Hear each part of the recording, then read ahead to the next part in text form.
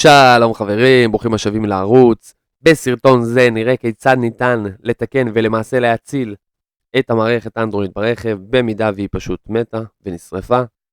כל זאת מבלי לקנות מערכת חדשה כמובן, ומבלי להתחיל להחליף ולעשות התקנות חדשות של כל האקססוריז של המצלמת רוורס, מצלמת דרך, כבלי USB, חיישן GPS וכו', שבמערכות האלה בדרך כלל מתחברים ישירות למערכת בעצם, ללוח, ולכן במידה ואנחנו נקנה מערכת חדשה, יכול להיות שהגיעו מחברים חדשים, אז נצטרך לעשות השחלות חדשות.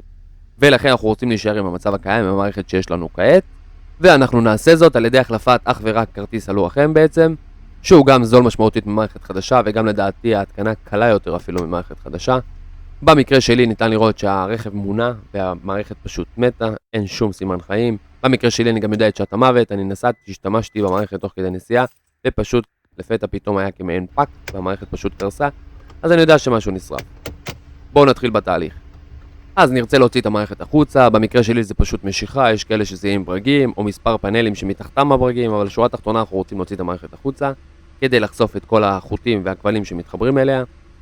ולמען הסדר הטוב, אני תמיד ממליץ לקחת את הטלפון, לעשות צילום של כל המחברים, כדי שבמידה ויהיה לנו ספק בהתקנה מחדש, שלא נתבלבל.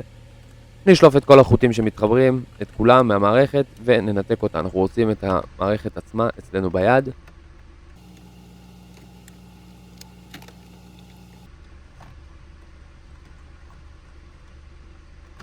לאחר שהוצאנו את כל המחברים מהמערכת, אנחנו נעצור לרגע ונאסוף את כל המחברים שניתקנו מהמערכת. נאגד אותם יחד עם איזה אזיקון או משהו, מהסיבה הפשוטה שגם הם עלולים ליפול פנים על החור השחור הזה שבעצם מאחורי המערכת, ויהיה קשה מאוד להשיג אותם, וגם אנחנו לא רוצים כמובן בהתקנה עצמה לשכוח אף חוט, אנחנו רוצים לחבר את כולם בחזרה, ולכן לאגד אותם מראש זה תמיד רעיון טוב. נשים את האזיקון ונשים אותם בצד, ככה שהם גם לא יברחו וגם יהיו מחוברים יחדיו, ונמצא אותם בקלילות בזמן ההתקנה.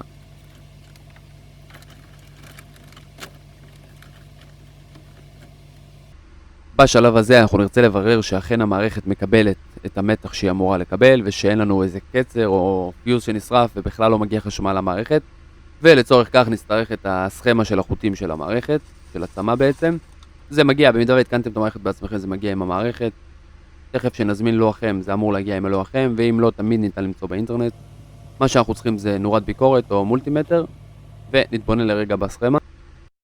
אז מהתבוננות בסכמה אנחנו רואים שיש לנו שני חוטים שרלוונטיים לנו. יש לנו את A7 ACC באדום. ACC קיצור של Accessories, זה החוט שיקבל מתח רק כאשר אנחנו פותחים סוויץ'. אמור להיות בו 12, באזור ה-12 וולט כאשר הסוויץ' פתוח, וכאשר הרכב מונע יהיה בו באזור ה-13-14. ובנוסף יש לנו את A9B+, שזה Battery Positive, כלומר הטרמינל החיובי של המצבר, שבו אמור להיות מתח קבוע, גם כשהרכב כבוי. הוא בעצם נותן למערכת את היכולת לזכור את השעון, לזכור את התחנות רדיו, לזכור את כל מה שהיא צריכה לזכור בעצם. אז אנחנו בעצם נבדוק את שני החוטים האלה, כאשר הרכב מונע, ואנחנו אמורים לראות בכל אחד מהם בסביבות ה-14 וולט. אז ניקח את הצמה המדוברת, את צמת המתח בעצם, הצמה המרכזית, ונאתר את החוטים הרלוונטיים. מצאנו את החוט הצהוב, נבדוק עליו מתח. אני משתמש בנורת ביקורת שיש עליה וולטמטר, כאילו שיש עליה מד מתח, ואני רואה 14 עגול בחוט הצהוב. נעשה את אותו דבר בדיוק גם לחוט האדום. למעשה אנחנו אמורים לקבל את אותו מתח בדיוק, כי כאשר הסוויץ' פתוח שניהם מחוברים לאותו מקום בדיוק, שזה לטרמינל החיובי של הסוללה. וגם פה אני רואה 14 עגול, ולכן אני יודע שהמערכת אכן מקבלת את המתח שהיא אמורה לקבל, ואנחנו יכולים להתקדם בתהליך להחלפת הלוח כדי לתקן את המערכת שלנו. אז ניקח את המערכת למקום נוח, ונתחיל בתהליך.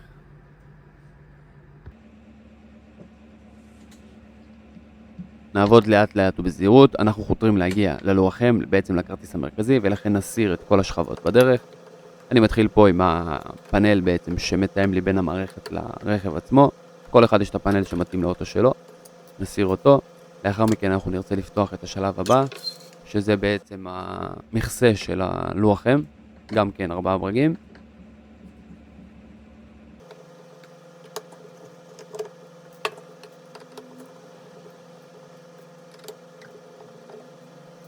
לאחר שפתחנו את כל הברגים, נפתח בזהירות רבה, נשים לב לאיפה הכבלים, מכיוון שהם עדינים ואנחנו לא רוצים להזיק להם, נראה שאנחנו פותחים לכיוון הנכון בזהירות, ניישר את הכבלים, יש להם כל מיני עיוותים, אנחנו רוצים אותם הכי בריאים והכי ישרים שיש. ונסתכל על המחברים שיש לנו בעצם בין הלוח-אם למסך, אנחנו רואים שיש לנו 3 חיבורים שטוחים של כבלים גמישים, ועוד חיבור אחד של שקע-תקע. אנחנו נרצה לשחרר את כולם, כדי בעצם לבודד את הלוח-אם מן המסך. גם כאן חשוב מאוד לשים לב איך בדיוק הם היו מחוברים, כדי להחזיר אותם בדיוק כפי שהיו, כדי שלא יהיו בעיות בהמשך. עדיף גם כאן לקחת איזו תמונה, ונפתח את הסוגרים של הכבלים השטוחים. הם נפתחים בהרמה עדינה כלפי מעלה, זה אמור להיות בקלות, והכבל אמור להשתחרר בקלילות.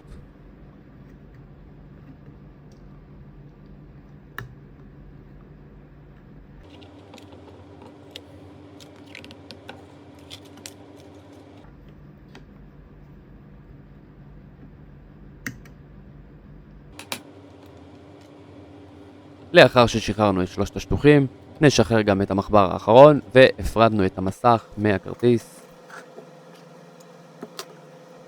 באופן כללי, תמיד כאשר יש בעיית חשמל או שהמערכת לא נדלקת, הדבר הראשון לבדוק הוא הפיוז הזה. אני כמובן בדקתי אותו לפני, אבל לא צילמתי, אז שמתי את זה כאן כדי שתדעו על קיומו. והוא כמובן תקין, ונמשיך. נשחרר את הלוח-אם עצמו, אנחנו רוצים את הכרטיס אצלנו ביד, כדי שנוכל להזמין אחד בדיוק כמוהו.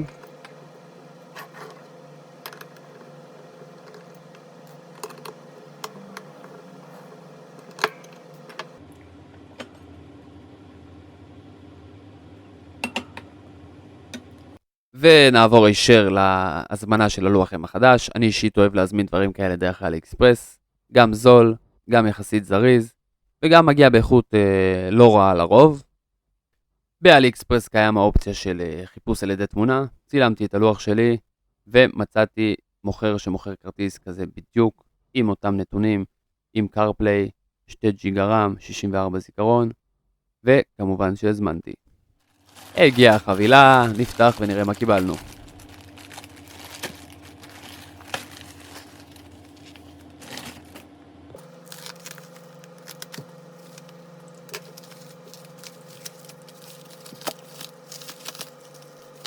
הדבר הראשון שישר שמתי לב אליו זה שהכרטיס לא הגיע לבדו, אלא הגיע גם עם הגב שלו, גם עם הכיסוי מתכת שלו. דבר שבתחילה לא כל כך הבנתי למה. הרי יש לנו קייס למה צריך עוד אחד, אבל מהר מאוד שמתי לב שיש שינוי שבגינו בעצם צריך לשנות את הגב, כי בקייס המקורי זה פשוט לא יתאים. אז נביא את המערכת הישנה ונסתכל בהשוואה מאחד לאחד, וניתן לראות את השינוי המרכזי, שהמחבר במקורית היה מאוזן, בעוד בחדשה הוא מאונח, אבל שאר החיבורים זהים בהחלט, אבל בגלל השינוי במנח של המחבר בעצם, של הפאוור, היינו צריכים בעצם גב אחר, וכבוד על זה לשולח ששם לב ולא יקטין ראש. נוציא את הלוח ונתבונן בו כדי לבדוק שבאמת הכל תקין ונראה נקי ואין שום דבר שרוף, ונשים לב שעל הצ'יפ העומד הזה, שזה בעצם המגבר, יש עליו כמין משחה, שום דבר לא נשפך, זה תקין, לא לנקות, זו משחה טרמית שעוזרת לו לשמור בעצם על טמפרטורה נכונה. נהפוך, נסתכל על המחברים שבעצם אליהם אנחנו צריכים להחזיר את הכבלים השטוחים שניתקנו. נשים לב שיש 2 פורטים ליציאה של המקשים, אנחנו נשתמש בזה שצמוד לפורט הרחב בעצם של המסך המרכזי. בגדול הכרטיס נראה יפה, תקין, נקי, ואנחנו בעצם מוכנים להתקין אותו. אך עוד לפני כן נרצה לבדוק שהקייס, בעצם הכיסוי האחורי שהביא השולח באמת מתאים. זה הכיסוי הישן, אנחנו רואים שהוא יושב על החורים הפנימיים, והיה לי חשש שהחדש לא יתאים כי הוא גדול יותר והוא לא יושב על החורים האלה, אבל התפלאתי לראות שיש במערכת הישנה חורים שמתאימים גם עבורו, ולכן גם כאן המוכר לא יחזב והביא את החלק הנכון, ואכן נוכל להשלים את התהליך. וכעת, לאחר שווידאנו שהכל תקין, ניתן לחזור לתהליך של החיבור מחדש של הלוח החדש, ונעשה זאת על ידי שנחזיר את הכבלים שהוצאנו מהלוח הקודם בדיוק לאותו מיקום בלוח החדש. נתחיל בכבל המרכזי, כבל השטוח המרכזי של המסך בעצם, נכניס אותו עד הסוף לחריץ ונסגור עד הסוף את התריס. ואותו דבר נעשה עם כל שאר הכבלים השטוחים. במקרה של הכבל השטוח הלבן שאצלי, אנחנו רואים שיש 2 פורטים בשני יציאות בעצם, שהן נראות זהות לפחות. אנחנו נלך על היציאה השמאלית במקרה הזה, זו שצמודה לכבל המרכזי, החום בעצם של המסך, כי ככה היה בקודם, הם היו צמודים. ונמשיך גם כך לכבל השטוח השלישי, נחזיר אותו למקום, נסגור את התריס עד הסוף.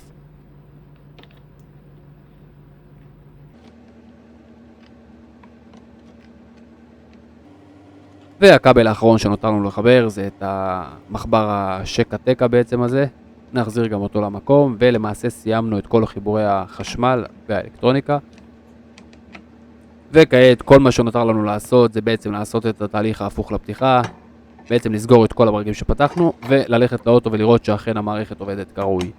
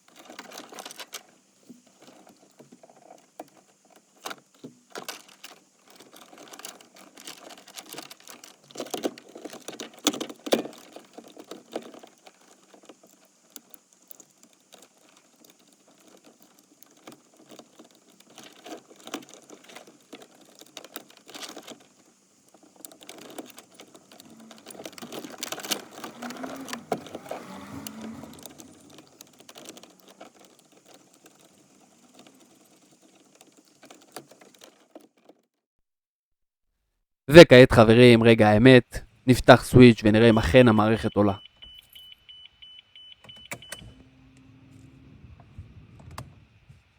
והיא אכן עולה. נעשה מספר בדיקות נוספות כדי לוודא שאכן כל שאר הדברים עובדים, כגון הטאץ'. נבדוק שהטאץ' עובד חלק, שהכל זורם.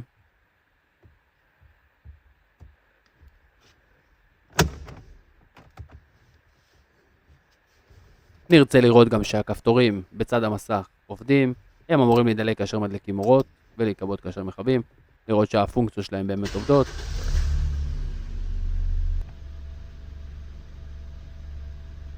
ונבדוק גם שהקארפליי שאמור להיות במערכת הזאת אכן עובד, זה מתחבר לטלפון.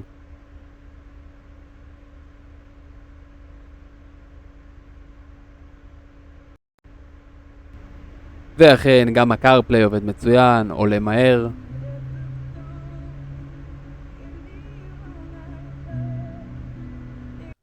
וכעת נותרו לנו רק עוד שני דברים לעשות. הדבר הראשון זה בעצם להגדיר את המקשים של ההגה, והדבר השני הוא בעצם לבדוק שהמצלמת רוורס אכן נכנסת לפעולה. הגדרת המקשים זה תהליך פשוט.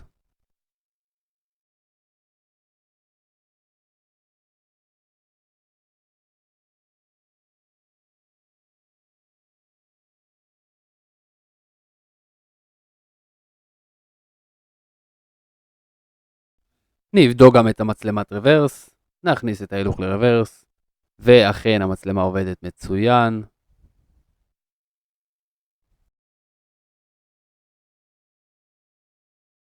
וזהו זה חברים, אנחנו סיימנו, מקווה מאוד שהסרטון הזה עזר לכם.